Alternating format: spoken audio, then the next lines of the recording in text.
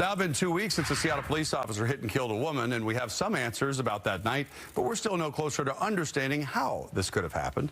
And now as the investigation unfolds, a police accountability group is raising questions about some of the department's policies. Fox 13's Hannah Kim has more on the questions that the group wants answered. So what are they asking tonight? So Jamie and David, that they are asking for specific policies that may have contributed to the death of Janavi Kandula. The Seattle Community Police Commission is one of 3 city police oversight bodies. The commission tells us it sent letters to the police department and fire department last week seeking more information. On January 23rd, Kandula was crossing the street in the South Lake Union neighborhood when she was hit by Officer Kevin Austin Dave. We know Kandula was in a marked crosswalk at the time, and Officer Dave was on his way to help Seattle Fire at a potential overdose nearby. 1 week after the incident, we heard from Seattle Police Chief Adrian Diaz for the first time. He released a statement that gave us some more insight into that night. He did have his emergency lights on and was clearing intersections with his siren.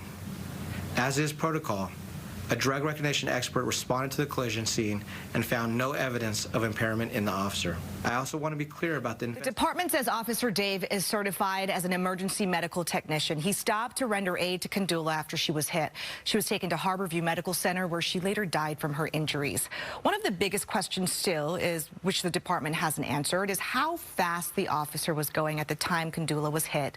The CPC says they want a closer look at policies for responding to different kinds of calls. We're not prejudging this. We don't know what their training is with respect to their emergency response policies. If you look at the Seattle Police Manual, the